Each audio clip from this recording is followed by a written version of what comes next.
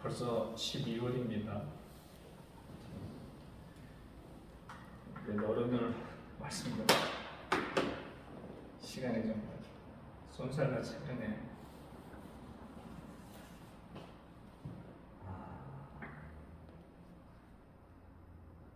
1년 돌아보면 1년 동안 도대체 뭘 했을까?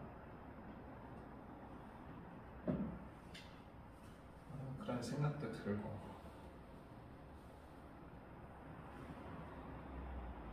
어쨌든 남은 한 달 잘 마무리하시기 바랍니다. 요즘은 그 시골에서도 서로를 이용해서 뭐 농사를 짓는다든가 이런 건 거의 제가 이제 못 본 것 같은데, 아직도 중국 같은 곳에서는 이렇게 가축을 이용해서 뭐 짐을 나른다거나 농사를 짓는다거나 이렇게 하는 것 같습니다. 제가 얼마 전에 유튜브 방송에서 봤는데 그런 게 있더라고요. 그 당나귀 발굽을 관리해주는 사람이 있습니다. 그 당나귀 발굽이 너무 관리를 안 해주면 너무 커져가지고 당나귀가 걷기도 힘들고, 또 간혹 가다가 이물질이 발바닥으로 파고 들어와서 상처를 입고 곪게 되는 그런 현상이 발생을 하더라고요. 그래서 이 당나귀를 데려다가 그 발급을 소재를 해줘야 되는데, 뭐 우리나라도 그런 직업이 있는 것 같아요. 말 이렇게 장제사라고 해서 말 발급을 관리해주고 편자를 받는 그런 사람들이 있는데, 거기도 중국에서는 뭐 그런 사람들이 굉장히 많은 것 같습니다. 그런데 이 발굽을 소재를 하려면 이 당나귀가 가만히 있어야 되는데 계속 움직여요. 한번 할 때마다 네 다리 다 해야 되는데, 그럴 때마다 한쪽 할 때마다 계속 움직이니까 그 발굽 소재하시는 분이 굉장히 힘들어 하시더라고요.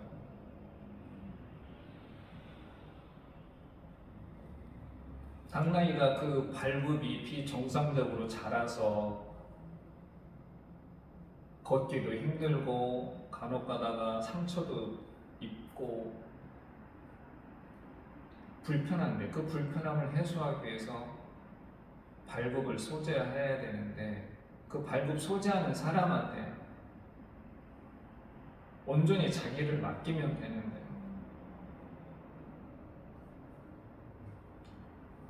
그러질 못하는 거죠. 쉽게 말하면 그 발굽 소재하는 사람들이 믿지를 못하는 겁니다. 불신하는 거죠.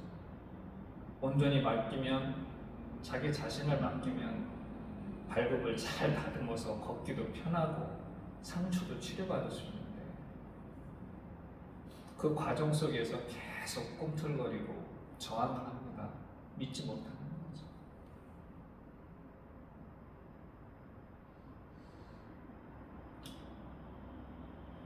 오늘 본문이 저희들한테 말해주는 것도 바로 그러한 모습입니다. 제자들이 배 타고 갈릴리 호수를 건너가는데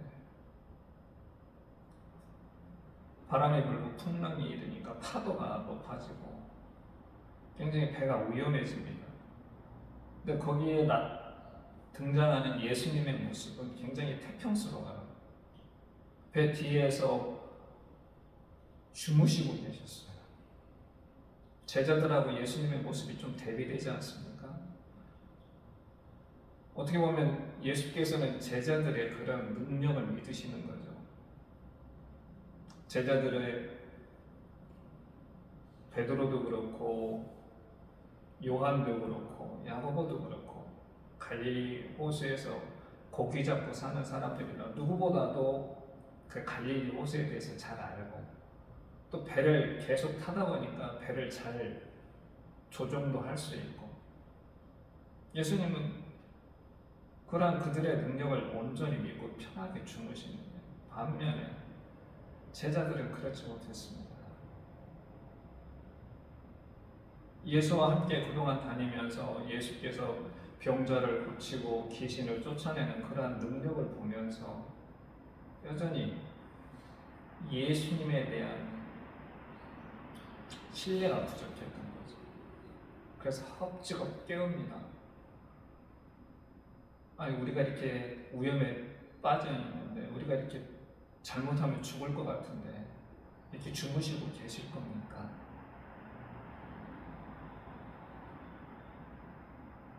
그 뒤에 광경은 오늘 본문에 보신 것처럼 그렇게 진행이 됩니다. 바다가 잠잠해지고 제자들이 놀라고 예수께서 제자들의 믿음 없음을 책망하는 그렇게 진행이 되는 거죠.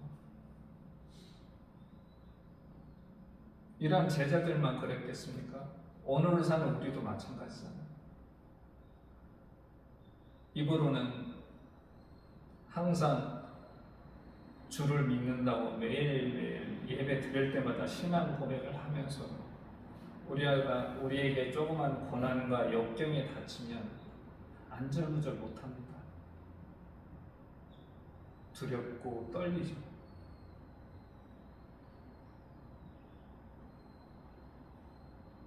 그 고난과 역경이 너무 심하면 하나님을 원망합니다. 왜 이런 일이 저한테 벌어지는 겁니까? 그리고 베드로가 주님을 부인하듯이 도대체 당신이 계신 겁니까? 제자들의 신앙이나 우리의 신앙이나 크게 차이 날 거 없습니다. 이렇듯 우리가 신앙생활을 하면서 우리의 신앙이 자라지 못하도록 우리의 신앙을 가로막는 장애물들이 있습니다.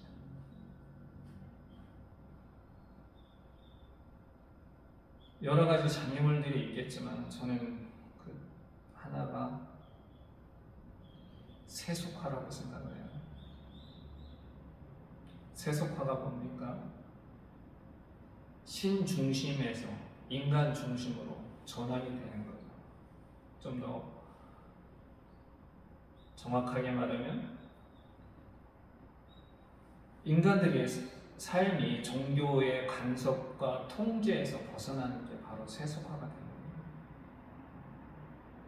거예요. 어찌 보면 인간의 역사는 이러한 세속화의 과정이라고 할 수 있습니다. 유럽을 예로 들자면 유럽은 거의 한 1500년, 1700년 이상을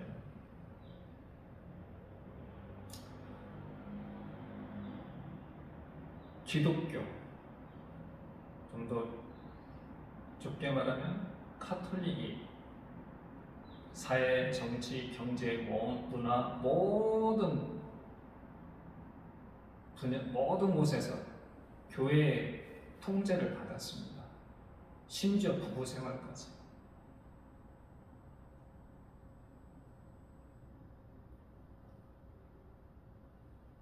이런 기독교의 교리와 윤리로 통제받던 유럽이 이러한 교회의 통제에서 벗어나는 시기가 본격적으로 언제부터 시작이 되는 겁니까? 뭐 사람마다 다르겠지만 저는 17세기 우리가 소위 말하는 계몽주의 시대 이후부터 그렇게 됐다고 생각을 합니다.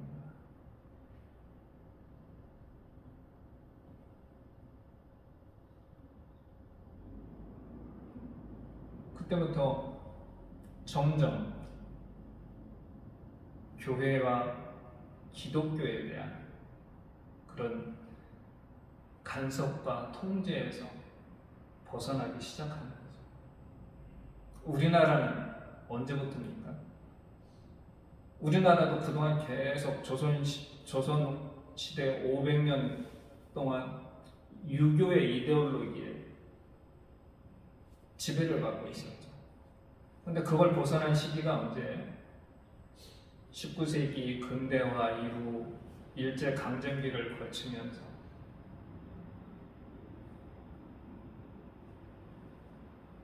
점점 그러한 유교가 가르치고 있는 그런 이데올로기에서 벗어나는 거죠.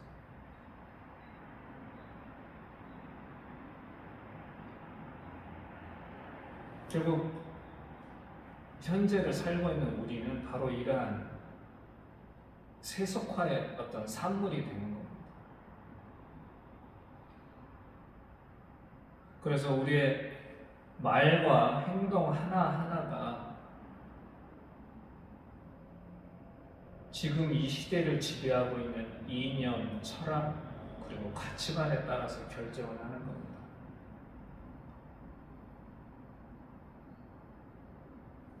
근데 신앙을 가지고 있는 우리들도 지금 우리 시대를 지배하고 있는 이데올로기에 따라서 우리 신앙생활도 지배를 받는다는 거죠. 지금 이 시대를 지배하고 있는 핵심적인 건 뭡니까? 시장 자본주의 그리고 개인주의 아니겠습니까? 시장 자본주의가 우리한테 말하고 있는 것은 경쟁을 부추기고 그리고 경쟁에서 이긴 자가 모든 걸 가져가고 철저하게 개인적인 어떤 행복이나 이득을 추구하는 그런 사상, 그게 바로 시장 자본주의가 우리한테 심어놓은 핵심이지.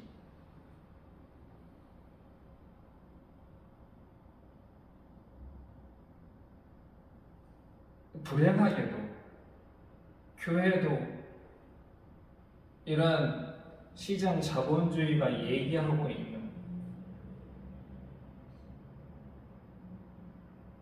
그런 주장에 같이 맞물려서 걸어가고 있다는 게 문제가 되는 겁니다.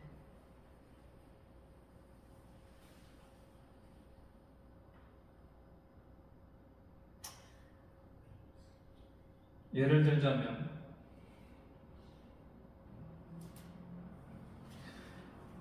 흔히 요즘 세상에서 금수저, 흙수저 얘기를 많이 합니다.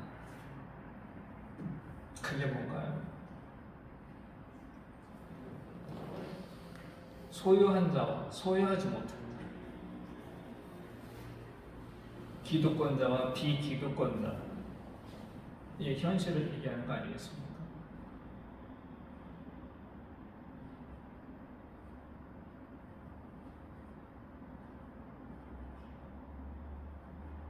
세상 사람들이 뭔가 자기들의 어떤 기득권을 유지하고 뭔가 자신들의 이득을 추구하기 위해서 경쟁을 합리화하고 그러면서 세상 모든 것들이 돈과 사람에 의해서 결정되는 것이 당연하다는 것처럼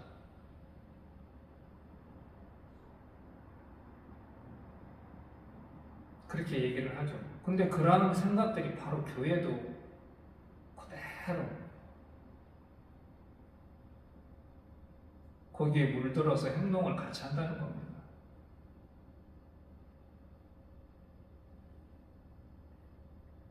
교회도 바로 그러한 기득권, 소위 말하는 금수저,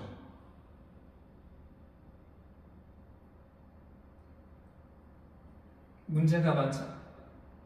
다들 아시겠지만 교육자를 청빙한다든가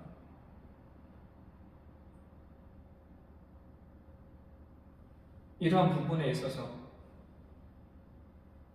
우리가 말하는 금수저로 태어난 아버지가 목사이고 거기다 더 높으면 더 잘 나가면 노회장이었다든가 아니면 대형교회 담임 목회자라든가 이러한 아버지를 둔 사람들과 그렇지 못한 사람들 간의 그런 차이 보이지 않는 하지만 공공연한 그런 것들을 우리는 많이 겪지 않습니까? 교육자 청빙할 때 우리가 현실적으로 당하는 것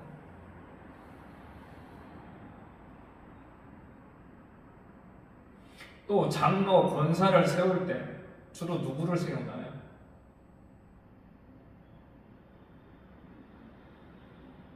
돈 많은 사람, 교회에 경제적으로 득이 될 수 있는 사람,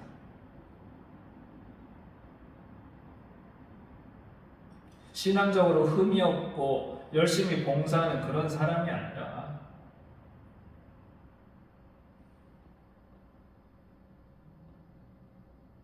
교회에 경제적으로 도움이 될 수 있는, 즉 돈이 많고 적으냐가 기준이 되는 거죠. 그러다 보니 정말 신앙적으로 순수하고 열심히 하나님 말씀대로 살려고 하는 사람들이 소외받고 도태되는 거죠.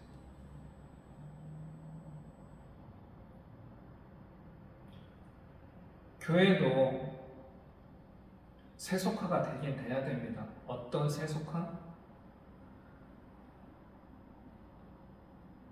이렇게 시장 자본주의에 의해서 형성, 시장 자본주의와 개인주의에 의해서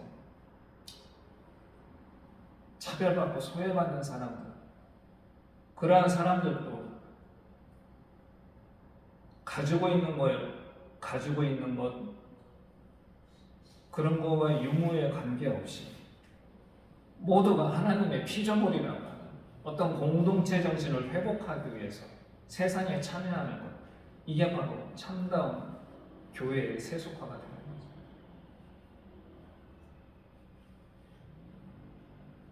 무슨 사업 확장하듯이 교회를 키우고 오로지 경제적인 그런 이유 때문에 장로를 피택하고 이러한 것이 아니에요.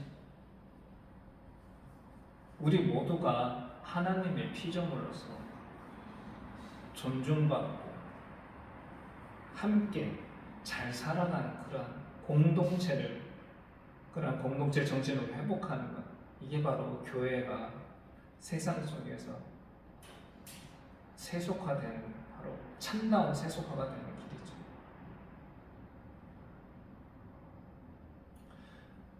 또 하나의 장애물은 어떤 거냐? 믿음의 자결합니다. 이 얘기는 어떤 거냐? 나의 뜻을, 사람의 뜻을 하나님의 뜻으로 대체하는 겁니다. 마가복음 7장에 보면 이런 장면이 나와요. 바리새인들이 그리고 서기관들이 예루살렘으로부터 와가지고 예수님과 정결에 관한 그런 논쟁이 붙습니다. 그때 예수께서 그들한테 하신 말씀 중에 하나가 뭐냐면 이런 게 있어요. 너희들은 너희들의 전통으로 하나님의 계명을 어긴다. 그러면서 너희가 부모한테 효도를 해야 함에도 불구하고, 부모를 잘 섬겨야 함에도 불구하고 부모한테 줄 것을 이건 주지 않고 하나님께 드리는 거기 때문에 부모한테 안 줘도 된다. 이런 식으로 해서 부모에게 줘야 될 것을 주지 않는 그런 행동들을 바리새인들이 하고 있었습니다. 또 그렇게 가르쳐 이거에 대해서 예수께서 꼬집은 거죠. 비판하신 거. 너희들은 그런 핑계로 부모를 섬기지도 않고, 즉 하나님의 계명을 사람의 전통으로 지키지 않는다. 막아버린다는 거죠.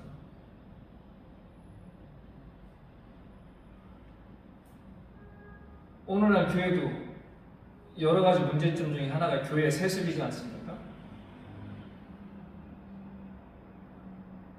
근데 그 교회 세습의 근거가 뭐냐면 옛날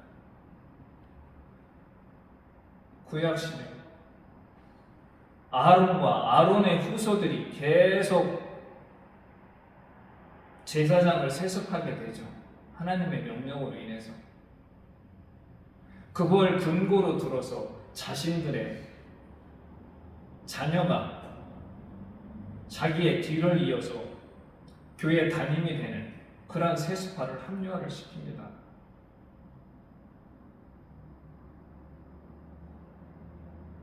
2000년 전 바리새인들과 오늘의 그런 교회 세습을 합리화시키는 목사들과 차이점이 없잖아요.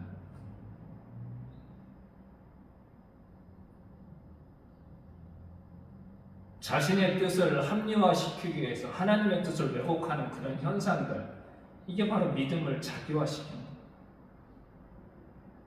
이런 믿음의 자기화는 성육신의 의미를 왜곡시키는 거죠.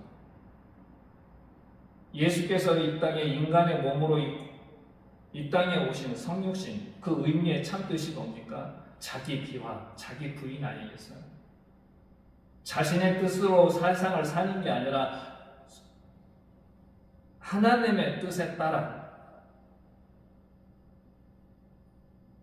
자신의 입맛에 맞게 하나님의 뜻을 왜곡하는 게 아니라 온전히 하나님께 신실하게 충성스러운 모습으로 살아가는 것, 이게 바로 성육신의 참 의미 아니겠어요? 예수께서 마지막 겟세마네 동산에서 기도하면서까지 이 잔을 내게서 물리쳐 주시옵소서, 하지만 이게 하나님의 뜻이 아니거든요. 당신의 뜻대로 이루어지소서.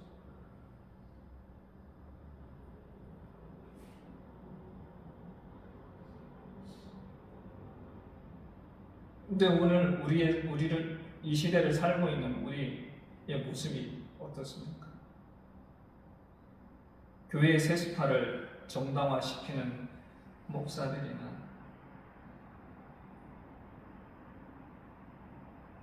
또 무슨 일을 함에 있어서 하나님의 뜻이라고 우리 스스로 생각하는 그러한 모습들이나 별반 차이가 없는 거죠.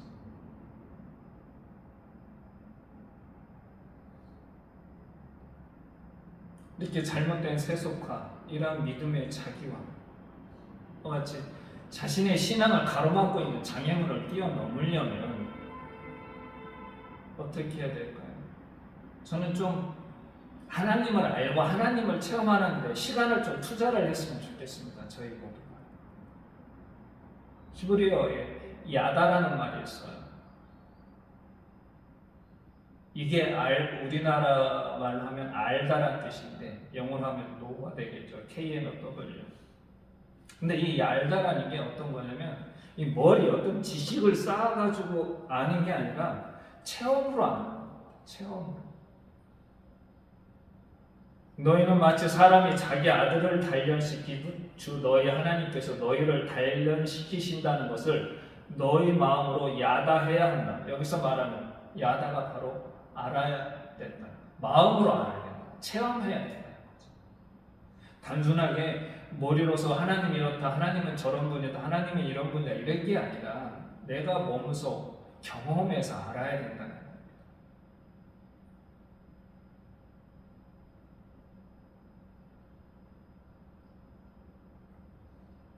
그 첫 번째가 뭔가요? 순종과 묵상입니다.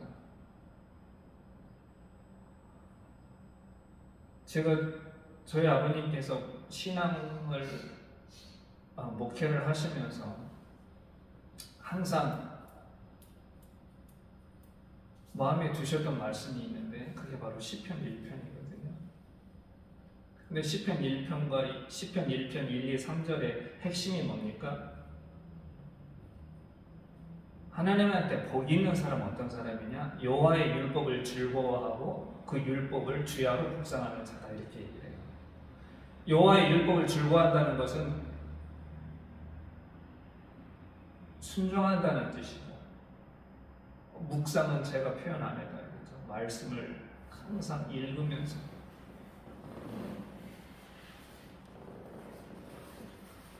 하나님의 뜻이 무엇인지 생각한다는 거 아니겠습니까? 이러한 묵상과 순종이 이루어질 때 그 뒤에 어떤 일이 벌어지냐면, 시냇가에 심은 나무가 철을 따라 열매를 맺고 잎사귀가 마르지 아니함 같이 그러한 사람이 하는 모든 일이 다 형통하리로다. 이게 바로 뭐가 되는 거예요? 순종과 묵상을 통해서 우리가 체험하는 게 하나님의 은혜와 섭리를. 두 번째는 뭔가요? 쉼 없이 기도해야 돼요.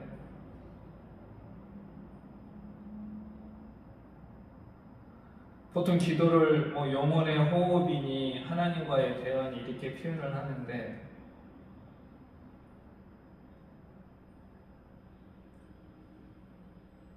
복음서에 보면 예수께서는 끊임없이 기도한다는 그러한 내용들이 자주 나옵니다.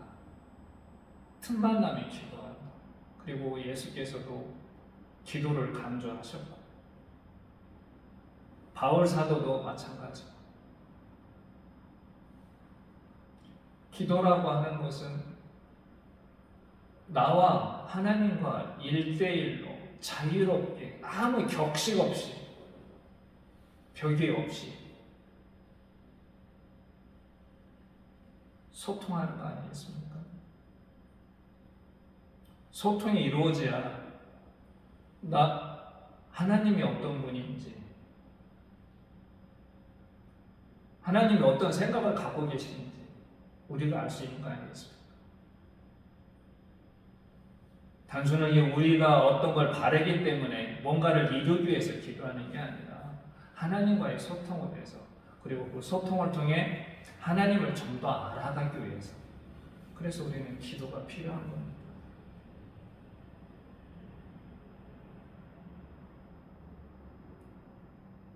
장애물을 넘는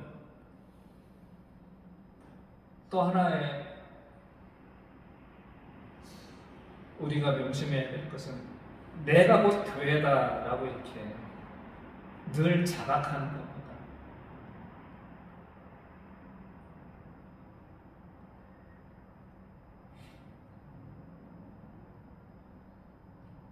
내가 단순하게 하늘 공동체의 교회의 구성원이 아니라 내가 곧 하늘 교회다라고 깨닫는 것, 이게 바로 우리가 신앙의 장애물을 뛰어넘을 수 있는 또 하나의 길이 되는 겁니다. 내가 하는 말, 내가 하는 행동 하나하나가 그냥 단순하게 어떤 신앙인 하나로서 하는 것이 아니라 바로 교회를 대표한다는 그러한 생각. 마치 우리가 해외여행을 갔을 때, 여행은 나 혼자 개인적으로 가는 거지만 우리를 통해서 그 외국인들은 누구를 보나요? 대한민국이라는 나라를 바라보는. 나는 개인으로 나갔지만 대한민국 땅에서는 그냥 대한민국이 한 구성원일 수 있지만 그들 눈에는 내가 하는 말이나 행동 하나하나가 대한민국을 의미하는 겁니다.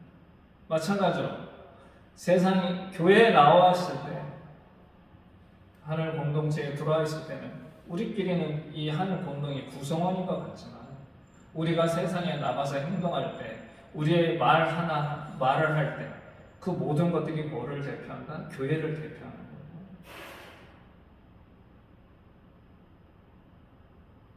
좀 더 크게 얘기하면 하나님의 뜻을 표현하는 것이 되는 겁니다.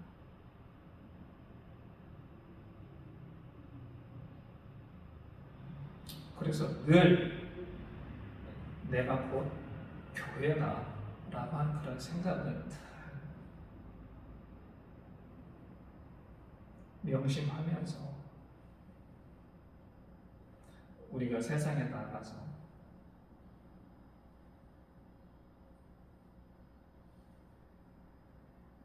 세상 사람들이 우리를 통해서 하나님께 영광 돌리고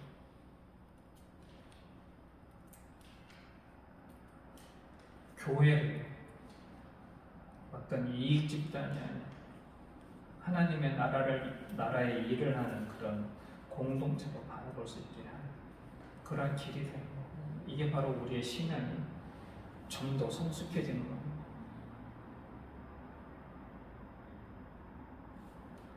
말씀 정리할까 합니다. 여러모로 제가 누누이 말을 하는 거지만 이 시대에 하나님을 믿고 살아간다는 게 쉬운 일은 아닙니다.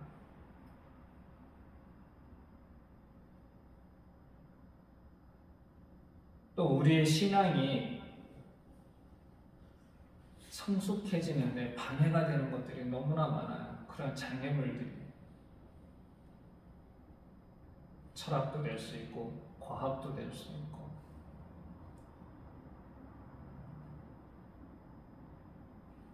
그러한 장애물들을 우리가 뛰어넘지 않으면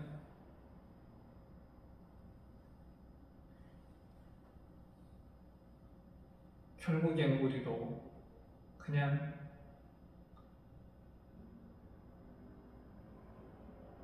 주일에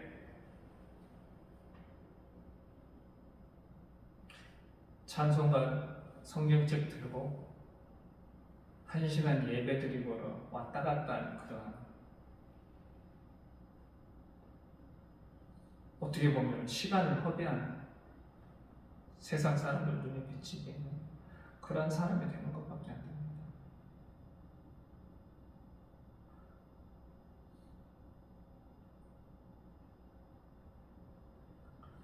이러한 어떤 위험 요소, 우리 신앙의 위험 요소, 방해 요소를 뛰어넘기 위해서 제가 말씀을 드린 것처럼 하나님을 좀 더 아는, 하나님을 좀 더 체험하는 그러한 시간을 우리가 좀 투자를 해야 되지 않을까.